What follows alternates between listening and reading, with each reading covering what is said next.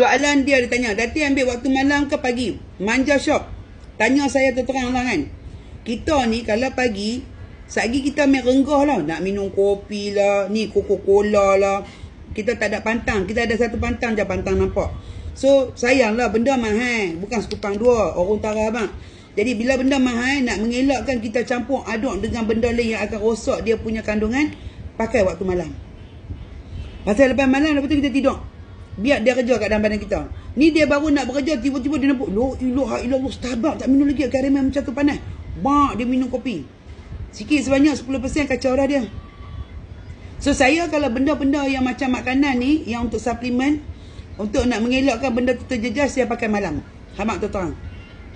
Kalau tidak, hampa yang jenis kalut macam saya, dandan ikut suka hati, mak bapak dia nak makan masa bila, makan pagi. Letak atas mesin penapis ayam. Kami letak atas mesin untuk penapis ayam.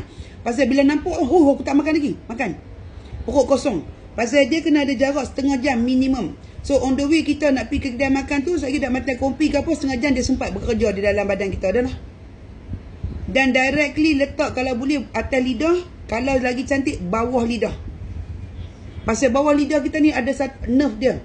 Tapi kalau hampa takut ni, letak di atas. Dulu Fatin pakai share bab Quran, lah ni bab kesihatan. Tapi saya share apa saja yang saya boleh share dengan follower saya.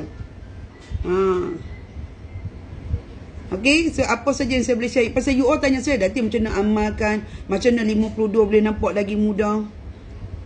Macam mana ni? Tak boleh, kita jangan. Umur 52 kalau tak mengancam, terancam.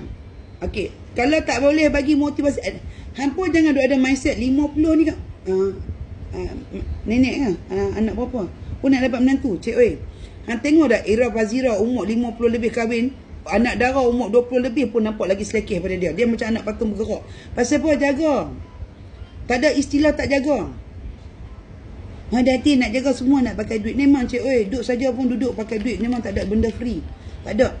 Tengok saja pun tak ada free. Nak kencing murah pun pakai duit. Tetapi kalau duit hampa boleh beli baju raya, aku tengok masa hampa beli kat TikTok punya live, baju raya 3-400 orang rubah lagu tu juga. Hampa invest dalam ni. Tapi invest dalam kesihatan, okey, dia bukan ubat, dia suplemen. Okey, saya nak cerita pasal tu. Mai. Assalamualaikum.